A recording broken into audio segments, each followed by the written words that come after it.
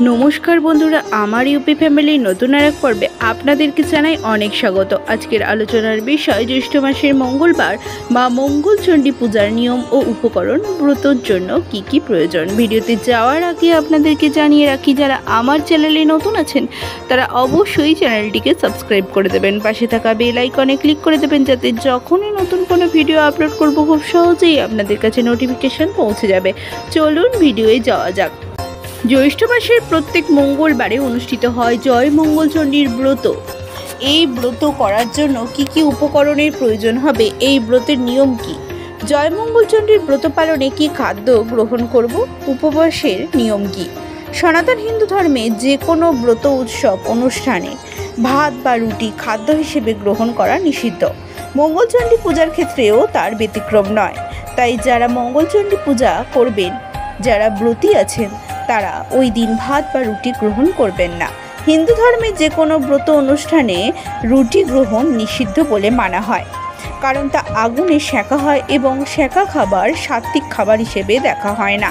এর পরিবর্তে ফল, দুধ, সাবুদানা ও লুচি খেতে পারেন। ব্রতের আগের দিন অবশ্যই নিরামিষ আহার গ্রহণ করবেন। জ্যৈষ্ঠ মাসে মঙ্গলচণ্ডী হলো জয় মঙ্গলচণ্ডী পূজা। এই মঙ্গলচণ্ডী ব্রত পালনে একবার শুরু করলে তা সারা জীবন পালন করতে হয়। দেবী মঙ্গলচণ্ডী মা দুর্গার অপর আর এক রূপ। তিনি দক্ষ অর্থে চণ্ডী এবং কল্যাণ অর্থে মঙ্গল, অর্থাৎ মঙ্গলকর বস্তুর মধ্যে দক্ষ হলেই তিনি মঙ্গলচণ্ডী নামে প্রসিদ্ধা।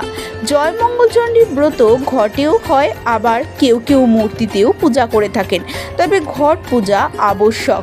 বেশিরভাগ ক্ষেত্রে পরিবারের মহিলারা এই ব্রত পালন করে থাকেন সন্তানের মঙ্গল কামনার উদ্দেশ্যে ও গৃহে সুখ শান্তি সমৃদ্ধি বজায় রাখার জন্য এই ব্রত পালন করেন। ব্রতের প্রধান প্রসাদ হলো 16 বাটা। এই 16 রকমের বস্তু দ্বারা নির্মিত হয়। এইটি পূজা শেষে ব্রতীগণ প্রসাদ হিসেবে গ্রহণ করেন।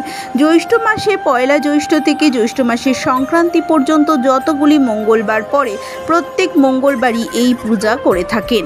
আবার অনেকে জ্যৈষ্ঠ মাসের প্রথম মঙ্গলবার এবং শেষ মঙ্গলবার এই পূজা করে থাকেন। কুমারীরাও এই ব্রত পালন করতে পারেন সধবাদের মতো।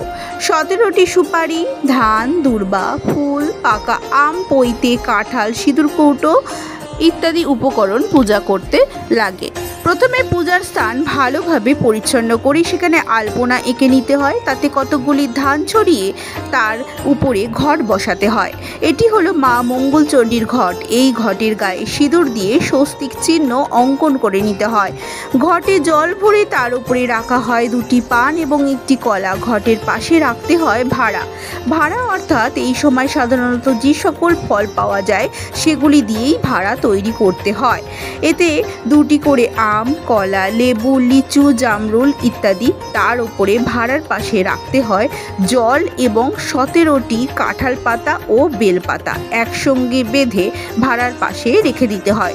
17 গাছা দূর্বা একটি কলা পাতার খিলিতে পুড়ে তার পাশে রাখতে হয় এবং তাতে সিঁদুর লাগিয়ে দিতে হয়। এর উপরে 17টি তুলসী পাতা, 17টি আমন ধানের চাল, 17টি জব এক টুকরো কলা পাতায় ভালোভাবে খিলি আকারে বেঁধে পুরোহিত দিয়ে পূজা সম্পন্ন করতে হয়। যারা পুরোহিত দিয়ে পূজা করে থাকেন তারা প্রত্যেকের নাম সংকল্প অতি অবশ্যই করবেন এবং যে যার সাধ্যমতো ফল, নৈবেদ্য ইত্যাদি অর্পণ করবেন। পূজা শেষে কলা পাতার খিলিতে রাখা চাল, জব, তুলসী পাতা কলা দিয়ে মেখে তা গিলে খেতে হয় এবং এইগুলি খাওয়ার সময় খেয়াল রাখতে হয় কোনোভাবেই এগুলি যেন দাঁতে স্পর্শ না করে। এরপর ব্রত কথা শুনে উপবাস ভঙ্গ করতে হয়। ভিডিওটি সম্পূর্ণ দেখার জন্য অসংখ্য অসংখ্য ধন্যবাদ। ভিডিওটি যদি ভালো লেগে থাকে অবশ্যই একটি লাইক করে দেবেন, সাবস্ক্রাইব করে পাশে থাকার অনুরোধ রইল। ধন্যবাদ।